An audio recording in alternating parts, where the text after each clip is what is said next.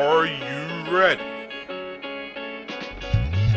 What's my name? What's my name? Say Kareem Ali. Say Kareem Ali. You're listening to Are you serious? the Hip Hop Debate Show. Okay, so hear me out. The official podcast of Kareem Ali. In about 2 seconds, Kareem Ali will begin to speak.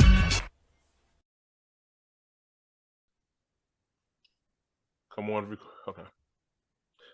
Kareem Ali TV. This is the Are You Serious podcast, discussing various topics through the lens of hip hop culture. And today, it's a lot of shit going on in hip hop right now. A lot of battles, a lot of beefs and disses going on. Mediocre ones, in my opinion, but we'll get to that. So on the show, the algorithms are going crazy. Got my co-host Slankster Hughes, Slick Vic Low, the lyrical Leviathan. Who are we getting today? Thelonious? It's all lyrical Leviathan about these discussions. Okay. Just Leviathan trying not to eating get the ice cream in my beard. You know what I'm saying? No Diddy don't want to get no ice cream in my beard. Oh. He said no Diddy. I actually invented that way before the internet was saying it, yo. Oh, here we go. Said it in a rhyme 7 months ago. I was way ahead of the curve. We got Jammer One. The guy with the big ass glasses just looking through, seeing our souls and shit. that's my man right there. And Black Swan. Not confused with White Swan. The White Swan. Oh, would you like to say a few words to Angel Reese?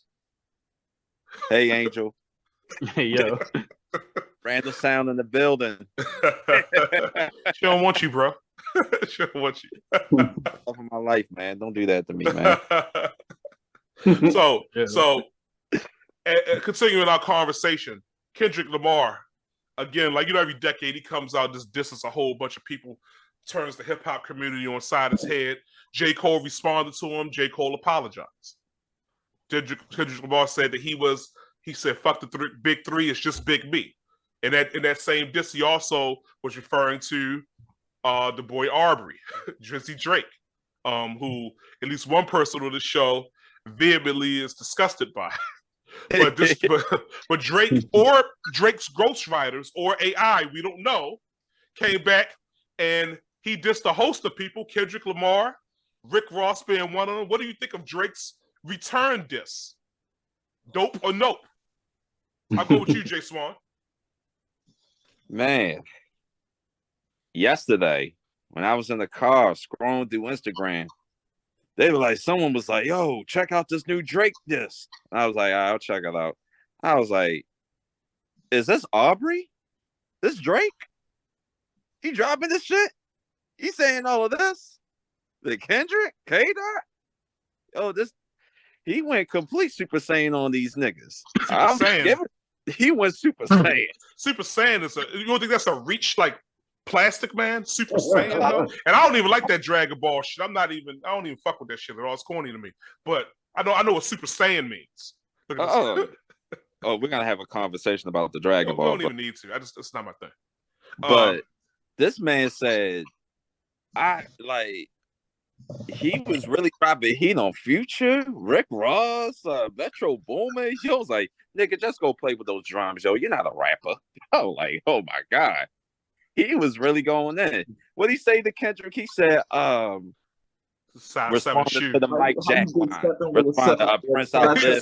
Yeah. He said, what's the prince to a king? He's a son, nigga. I was like, what? Yeah. That was. I'm like, damn, did he just kill Kendrick Lamar? I was like, what? And I'm like, man, jeez, and I'm not saying the battle was over. I'm not saying Kendrick don't have an ether in him. He could go in on Drake like Pusha T did. But you silly kids with your lack of standards. You really thought that was fire to you? You thought the Drake? Okay, Jammer, what do you feel about the Drake diss? Man, Drake tired of all y'all. He's sick of all, especially you, Kareem Ali. Hey, look, I don't really have a problem with him. I think he's overrated, bro. I mean, I like him for what he's good for, but but But it's for not real, this. It's okay. yeah, he's tired of Kendrick Lamar's mess and the whole and the whole. It's crazy because he used to be friends with all those dudes. I wonder what happened. But yeah, like as far as the song go, you know, it's the classic Drake diss. Makes you nod your head. You know, he put some cool bars in it. You know, not really over the top. You know what I'm saying? Like easy to follow. That's just Drake. That's Drake's style. You know what I'm saying? I don't expect a lot from Drake. I'm able to accept what Drake has to offer, and I appreciated his diss, and I can't wait to hear, you know, people's responses. I enjoyed it though. What do y'all think about Rick Ross's? Did you hear Rick Ross's I return didn't diss hear to the Drake? responses yet. I checked out Rick Ross's. It's decent. He he said something about Drake had liposuction or something, or like having surgery. What? This is entertaining. I like the drama. It's funny as shit. Okay, I'm here for the bullshit. Lyrical Leviathan. I know you're just seething at the ready to get at this full force with aggression and brutal honesty. Complete butt naked prejudice. No Diddy. Pause. All right. I mean, I promise I'm not going to talk for 17 seasons here. Okay. But whenever we have these discussions, I feel like it's my job to put the conversation into the proper context, which again is what we're looking at. What we're appraising is a very low bar for lyricism when it comes to mainstream music in hip hop. We're looking at a very dumbed down aspect. We're looking at something that is an inferior product when we're talking about higher levels of art when it comes to hip hop, higher levels of lyricism and writing.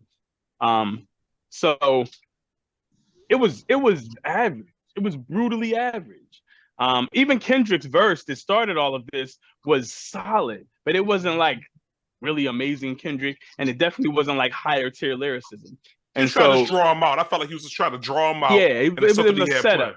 Yeah. And so the Drake response was, to me, is very much a microcosm of the larger issue in mainstream rap music, which is that the bar is so low that people don't understand how they're brainwashed to accept these things as being anything even close to quality.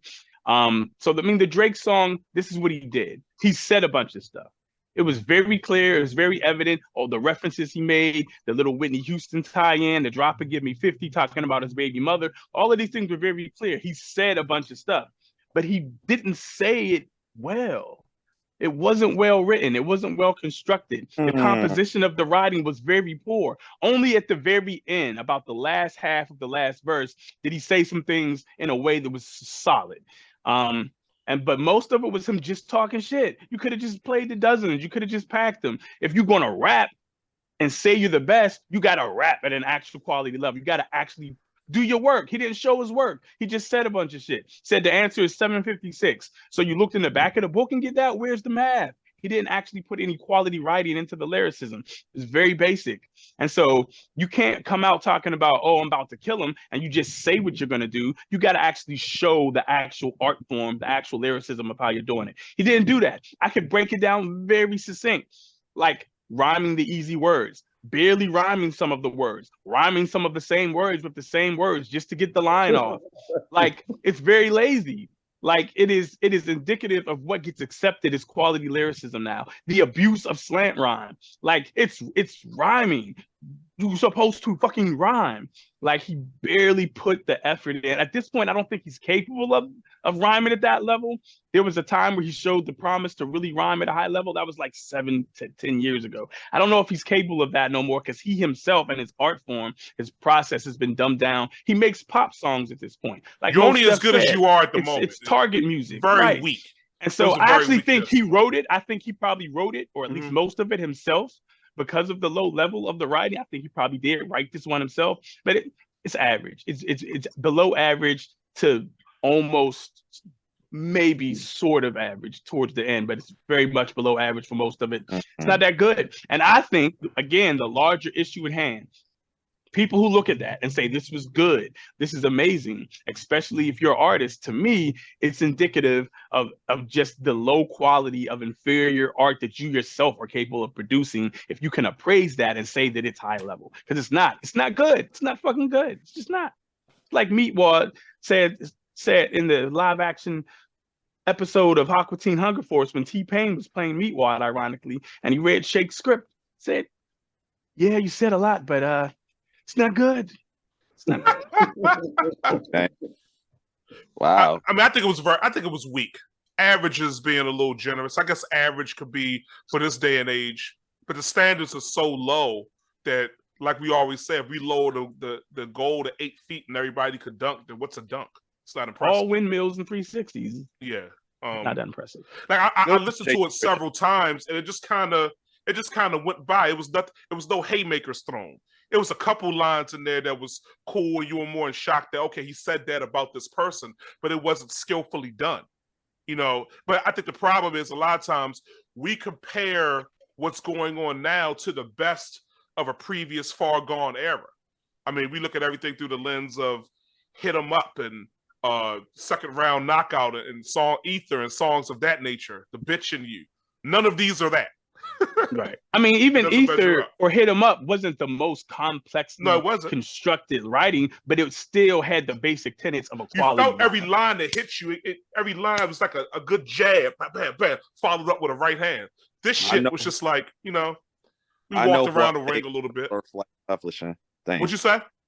I was quoting the Jay-Z line from Takeover. What do you feel? What do you guys feel about Slanks' claim that this was average? Jam, I'll go with you first. I agree. I think that it was average, but I also think it was intentional for it to not be his best coming out, because I think he wanted to wait for Kendrick's response or whoever else is going to respond, and then he's probably going to put his sweatshop to work. Right. He said Quentin Miller is on the payroll, ready to come back and write something. But at the same he probably time, got King Los over there in the corner and shit. Oh my god! On retainer. Like, it's a head nod. Like, Drake is good for that. Like, he'll put something down that you can play in the club. You know, it's fun to listen to. But as far as rules and diss records are different, yeah. Like artistic value, yeah, I agree. It's not all of that, but at the same time, I think it's part of the strategy. Swan. If anything, I'm happy that he did it because I think this gives Kendrick the lane to appropriately ether him. Like Kendrick, I think Kendrick had something ready for both of these guys. Rhymes just formed and books, partial songs written, ready to respond. That's why he lured them out there. He's probably ready to destroy either one or both of them or the whole industry. He's been looking for smoke. I'm actually excited for a decade. Swan, what do you think about do you think this was average? You seem to think that this was like one of the greatest disses of all time. How do you feel? I mean, what's going on, Swan? Look here, I think it's a good diss. I'm not saying this on the level of walk it back, Swan. Why'd you start the show? Don't Jermaine what you been saying on your Instagram for the last 2 days? Like, I'm not gonna say it's one of the greatest disses ever, but he went in. Like, I gotta give him, like, he went in though. If you don't even like the nigga, you gotta give him his props. You gotta give him his props. Like when J. Cole bitch out, like, yo, I'm sorry, Kendrick. Drake, like, man, fuck that. So we get participation trophies in hip hop like they do in Little League sports now. You showed up, little Billy. You didn't win any. You came in last place, but this is for you. That's what we doing. It's kind of the lady rappers like would even not apologize. I'm so hot about the J. Cole That's shit. Just because women don't apologize for shit. I'm like, man, I'm gonna have to edit that out. Last time a woman apologized, it was like Anita Baker in 1986. If you get that, you know what I'm talking about. No, you didn't get that? Swan, you're too young? Not gonna comment on Kareem Ali's commentary on male-female relations. It's not slippery slope. I will expect maybe Kendrick will drop a disc maybe within like a week or 2 weeks. I give it 2 days. Yeah. Like Kareem said, And we'll probably be got back here. something already baked. They've been dissing each other for like the past 10, 15 years. So Kendrick isn't think- just coming out of nowhere. He been catching like little strays for years. Rick Ross came crazy with the 5 minutes later response. That makes me wonder, like, what is really going on? Like, some of this orchestrated, because how did he even know? 5 minutes later? That's the Rick Ross joint was decent. I mean, but It's decent. I like the flow and the delivery, the cadence, yeah, the swagger on it. You know, I'll tell you what I respect about Rick Ross is that he started off somebody who had really bad rhymes of his own. Then he got a team of ghostwriters, and then he put the ghostwriters to the side, and he started paying attention to what his ghostwriters were doing, and he started writing rhymes of his own that were on the same level as his ghostwriters. And so he showed evolution. Yeah, for like the second and third album, yeah. They were great. Drastic albums. difference between the first Rick Ross Vic, album and the second and third one, writing wise. You are an asshole. It's funny as shit. It's like I'm just an asshole. Everybody knows Rick Ross had ghostwriters for the second, third, most of the fourth album. Probably so, but I try not to say what I can't absolutely prove it wasn't been out there, because there's some things I feel. There's industry insiders who will tell you who wrote for who. Like I feel like I know for a fact King Los was penning a lot of joints for a lot of cats. He was. I mean, I just don't say. I feel like a lot of athletes are on performance enhancing drugs. I just don't say nothing about it because it can't. I mean, it came out about Evander Holyfield around the time he fought Mike Tyson. He was in the Balco investigation. Things have come to light about LeBron James recently that no one wants to admit, that will never come out because it'll make the NBA look bad for their whole brand. But I don't speak about it publicly because it hasn't really come out. You can't prove it. You can't prove it. Niggas on PEDs. So you might be right about Rick Ross. You might be right. Poetic enhancement drugs. So but I think Drake only won. What'd you say? What'd you say, Jamma? I'll take some of that. What's he having over there? Hey, look, I think Drake only won one battle brutally, and that was against Meek Mills, who Drake should have been a layup. And Meek Mills just isn't that smart. He raps like the mic is in the other room somewhere. He's just not good himself. Though. He killed him back to back. But everybody else, Luda. But you see what happened when he went up against an even marginally decent MC and Pusha T, he got demolished. Pusha T destroyed him mercilessly. Right. I think me and Jabba were having a discussion about that the other day. Pusha T is nowhere near God tier, but he can really rap. And he destroyed him. He destroyed him. Not in terms of rhyme. He might, as an artist, he's a good artist. But I think he can really rap. Come on, Swan. He can't rap. And then all he raps about is coke. He's limited in terms of content. I think another thing to note about this entire exciting episode of mainstream rap wars we're seeing is that it's important to note that Kendrick recently just fulfilled his Aftermath top dog deal. So he's no longer signed to Top Dog. He's no longer part of Aftermath. The Big Steppers album was his last album that he was contractually required to turn in to a mainstream label. So whatever he does next, it's in his own wheelhouse. Whatever he wants to do, he can do independent. He can sign to another major. He's a free agent. So I think a lot of this is orchestrated on his part to set up what the next phase of his career is. And I think he's like, yo, I'm about to show all y'all niggas the fuck is really going on. People comparing me to these other two in the big three, and I don't belong in this category. So I hope that it increases his artistic evolution, and I'm excited to see exactly what he has in store in response. Because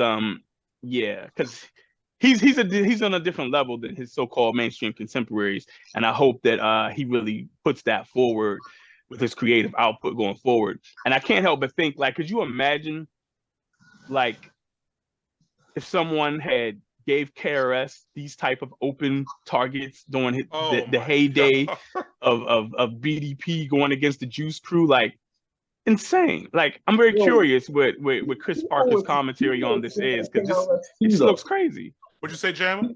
KRS was one of those MCs that people were afraid of also. Yes. Like that. Right. Like, he would just people bully niggas. He used to get mad respect, mad shout outs. Every time somebody came out with an album, it was always a KRS-One Boogie Down Production shout out, because he just had that kind of respect. He was known for his battling and his stage performance and all of that good stuff, his presence. So yeah, he's one of them MCs that people just didn't want to mess with. It's like Kendrick. It's just some people who just have that kind of thing about them. You know? Yeah, I would love to see one of these motherfuckers try to throw a shot at KRS One. Nelly. Nelly did. Some people think Nelly won the battle. I was disgusted with that assertion. Crazy. But some people really thought that. That's just because they hated KRS and what he stood for. You know, they hated the hip hop holier than thou thing that they tried to describe, which was actually just the standard. And I hear people say, "Oh, man, I really like your music. You really stick to the core elements of the culture." And I'm like, isn't that what we should be doing? Like, what we should be doing? What the fuck are we? What are we talking about? Yo, when art gets commodified by the oppressor and sold back to the oppressed people, it's always dumbed down and turned into a product that is meant to poison the culture, not advance the culture. Nigga, say it again. I'm about to turn into Pinky. God damn it! Say it again. This is what we're dealing with, and so when the younger generation gets brainwashed into accepting an inferior quality of hip hop music, like they don't know any better. They don't even know. They're like, that's not a good diss track. They're just like, wow, you hear all the stuff he said? He said something about his baby mother. Did you hear that? It's like, but did you hear that? Did you hear that he didn't actually rap good? Like the kids will tell you, like they know that like rap songs on the radio aren't good rap songs. It's just been accepted that there's a whole genre of not good music that you dance to, that you vibe with. I've been saying that for years. Like, everyone's saying that I'm a hater. Like, it's just a new day. It's a new time. No, it's not good. Not good. I think the Soulja Boy era and the generation that grew up during the Soulja Boy era, like, it was literally like an attack on the sensibilities of what is good and what isn't good. Because if you just throw it out there enough, eventually they're going to just accept it. Well, this is what we have. And if you don't check the bullshit, if you don't call out what's not good, people will keep on making inferior stuff, and the masses will just accept it as being what's elite. Exactly. You don't check it. We just keep on making excuses for people who are non-talented and don't try. Until eventually the actual talented artists start making excuses for their inferiority and start apologizing for their own art. And here we are. This nigga preaching. This nigga's in my mind right now. You're preaching. God damn it. But Drake is a talented rapper. He's talented. He's a talented guy. I liked him better when he was on Degrassi. Lyrically, I liked him better on Degrassi. But you only think he won one battle, Kareem Ali? Yeah, I don't think he beat anybody. I think that his fans, his fan base is so strong. For him in Future, maybe, you know, he might have got. He could be Future. Future. I don't consider Future anything though. Future doesn't even rank. I don't even know what that is. He's an auto-tunes. I don't think so. He's hip hop. I don't even respect Future as a man, let alone as a rapper. I know a lot of people like him. I like one Future song. Fuck up them commas, yeah. 100,000 to 1 million. Everything else is bullshit. I mean, anytime someone turns on auto-tune to rap sing, I turn the song off. I do not like it. I don't know what that is. They're rapping, they're making music. I don't consider it hip-hop. I don't think Future has any type of skill level to speak of. I don't, the way Slankster feels about Drake, I feel about Future 2 times worse. But I don't even acknowledge him. One of the main guys who produced Future used to be sending him music all the time that he was doing to his beats. Yeah, he didn't and he was like, this is terrible. It wasn't until like one of those songs got on the radio and went big that he was like, all right, I guess we got to give you a deal. Like, Jamie, but even his peoples never thought he was good. What you want to say, Jamie? I agree with Future. I was having this whole conversation about Future with my brother the other day. But anyway, what I was wondering, what is all of this for? Like the battle between Kendrick and Drake. Like what's the ultimate goal? Right. Like I was wondering what happened. Like, where's the benefit if Kendrick actually beats Drake in a battle, which we expect him to win? But if he wins the battle, like what does he have to gain? And what elevates his status, his bragging rights in the culture. Yeah, also, I think that if Drake, I think the only person who benefits would be Drake in this kind of battle, because Drake would definitely benefit if he beats Kendrick in a battle. I think that Kendrick wanted the benefit of beating Cole and Drake. Yeah, I think Kendrick wanted the benefit of beating Cole and Drake until Cole took himself out of it. It was like because at one point. Late last year, earlier this year, people were starting to question whether or not J. Cole had cemented and surpassed Kendrick with some of his features. He was doing some major league rapping. Even Slankster would probably have to agree that Cole was killing it. and then reviving the sports and that's just dying. like That's why I was excited to see what was going to happen when Kendrick did what he did. think about 12, 13 years ago, everybody was having the debates of whether or not Tom Brady was better than Peyton Manning. And now it's just an afterthought because no one even puts Peyton Manning in the same sentence as Tom Brady anymore. That's what that's what J. Cole did. It was Brady Manning, and then it was Kendrick Cole, and then Cole said, never mind, I don't even want to be here.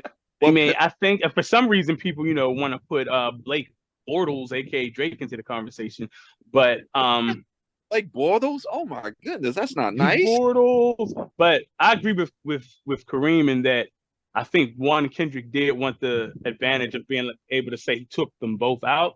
And I think that it's a longer calculated plan on Kendrick's part to like maybe go independent in his next project, but still be able to plug it into the mainstream appeal by connecting himself to taking out two MCs who have large fan bases, especially Drake. And then that'll, help him sell whatever his next project is more, whether it's on a major or especially if it's on an independent label of his own making. It gives him the ability to still plug into the mainstream machine by starting this ruckus. Okay, that's interesting. And And Kendrick is gonna be looking like if he beats Drake, they're just gonna put him on the high stratosphere. Like they're gonna be like, oh, he's like this generation would say like, oh, he's the greatest of all time. I don't know. Yeah, he's the ability to try to have like a Nas kind of echelon where like people from the generation can be like, well, he beat such and such and such and such. The way Nas is just synonymous with what Ether did, right? In that confrontation, Ether became a verb. Ether became a verb in regular language. It's probably in the dictionary somewhere. I was just playing it the other day, like. That was some disrespectful shit, man. Jeez. Jay-Z. That's why when the J. Cole disc came out, I was like, what's the big deal? Is anybody going to say they're going to shoot somebody's nephew already? Like, you know what it's like? The thing about it when it comes to a hip-hop battle, it's like with two comedians. Like, imagine if Dave Chappelle and Eddie Murphy went at each other on stage. That's how I feel about hip-hop. You're just insulting somebody and there's no hard feelings. What the fuck? There's no problem. What the fuck? Shit. But, I mean, it's all entertainment. It's all entertainment. Yeah, but sometimes people's careers be on the line. Not anymore. Back in the day, you could end somebody's career. Nowadays, their fan base is so strong, they won't even accept that you lost. They'll just go, a la Drake and Pusha T. You know what I mean? Like, for a guy like Drake, kept it moving. J. Cole might have just ended his own career. I know. Right, that's the thing. You know what I'm saying? I don't know. I think he still has enough hit records and he got a strong enough fan base that loves him to where he just won't be a part of the "Are you the best?" conversations. Can't put him in there anymore. Okay. Yeah. It's kind of like I will put Ari Lennox over you and shit. Jesus. He's more like the the average rappers he's been featuring on songs with now. He's in their category. It sucks because this nigga said like I'm trying to revive a sport that's dying, and like his verse on that Benny the Butcher song was like what one of the best verses of that year of last year. It was, It's kind of like you're Santa Claus. We don't believe in you anymore. But look, again, there's tiers. Like, you say Nick. Niggas who rap. Hurts me, bro. There's niggas who can really rap, and there's God tier. It's a difference between trying to out-rap Benny Butcher and trying to out-rap, say, a Royce the 5'9" or a Lupe Fiasco. Like, it's levels. There's levels. And then this nigga do a song with Royce the 5'9" not too long ago, like 2 years ago. Does anyone ever mention Elzhi in these conversations? Elzhi, I was thinking the other day, like, I wish someone would diss Elzhi. Like, could you imagine Elzhi given the opportunity to just do target practice on a nigga? He just cut it up in parables and pattern rap. I mean, to Jammer's point in the last episode, it might be too good. It might be too good. Like, no, but Elzhi, I mean, he'll rhyme in that pocket, but he has a skillful way of being able to encode his punchlines in there too. Maybe not as well as someone like Eminem I would love does, to see but it. I would love to see it. So, any final thoughts? We got about 4 minutes left. Man, are you serious, rap industry? Are you serious? Swan, no. I mean, shoot. No Pokemon references or some shit. It will come in mind. I was more insulted by Kareem's disrespect of Dragon Ball than I was in anything Drake said. Oh in that yeah, verse. man, the greatest Oh, anime man. ever. It's not. I mean, look, I just don't like the shit. I don't know. I hate it when y'all start putting that stupid shit up. Can Goku beat Superman? It's just too totally. It's stupid. That's why you don't like it, right? I don't like Hey, that you shit. probably don't No, like but it. I never liked the anime stuff. Like when they start making cartoons that look like that. Like if you notice in early '90s, like they start doing that animation. I didn't like it. I like the characters to look like He-Man, like big muscular action figures and shit. They start making these little tiny fucking. What the fuck is that? Talking funny. I don't like that shit. I just don't like. It's just corny to me. I'm not in the age range where that was the shit when I was growing up. I mean, I don't know, man. Once I start seeing that shit come on, I wouldn't even watch. Goku can definitely beat Superman. He definitely can. It's no win. He can. It's fucking Goku stupid. can't beat Superman. Under a yellow sun. I've seen so many fucking writings about this, and I guess it depends on what Superman and what Goku you're talking about. There's no way in the fucking world. Get the fuck out of here. This little munchkin, little motherfucker, One Punch Man, Goku. All that shit is fucking stupid. I can't fucking take that shit. It's definitely. I will take my dick out and slap Goku in the mouth.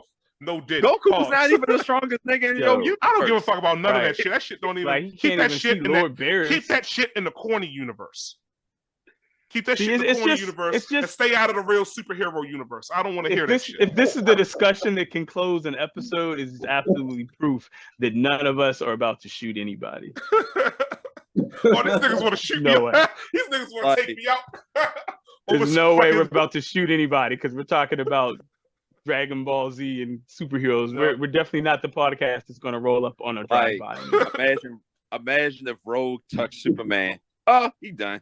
He'd be all right. Wow. He'll recharge with the sun and put his krypton. It's not like he's a mutant. I don't even know like those. It wouldn't even mix. He's not even human, so it doesn't matter. She couldn't do that. She absorbed that shit. She might explode with sun radiation, and then he'll put the Kryptonian cock in her when she had the cheeks. He probably wanted to fuck them cheeks away. On the new 97, she don't got no cheeks no more. Superman probably beat them cheeks into oblivion. Wow, that's right. They didn't draw her with. Okay, wow, that's very observant. That 97 is pretty dope, though. I haven't seen it yet, but I plan on watching it. Pretty amazing. Ooh, it's pretty good. It is pretty good. The last episode, it got lit the last episode. Yeah, that last episode was wild. That last episode was crazy. They were talking about making a Spider-Man reboot from that time period, and I would be interested in seeing that the animated series Spider-Man with the fucking right. Because what happens next? The last episode where Stan Lee's there and shit. Like that'd be what happens after that. I always wanted to know. 97 over the 92 series if it keeps on going the way. Yeah, so far it's been pretty good. Like it's been quite good. Like. Well, you can do more things now. You more freedom to be able to do more than you could back then. Not only with just animation, but just even story and the content of the story. You can fucking. They do such a good job of capturing the essence of that era, but without losing like the feel of the animation. Like it's updated, but also I prefer that animation, away like these from little that fucking aesthetic. corny anime characters all talking. And what the fuck am I watching a Bruce Lee movie and shit? What the fuck is going on? All right, man. Oh, serious? We out of here, motherfucker. We out of here. Peace. Fuck out of here. So I have to stand here today as what I was when I was born, a black man. Your racism bounces off me, I'm bulletproof. Your prejudice gets deflected, I'm bulletproof. Your hatred can't penetrate me, I'm bulletproof. Our minds can't be shackled no more, nah, we know the truth. Yeah, from the spot that Malcolm stood, looking out through the window, I'm looking out over my hood.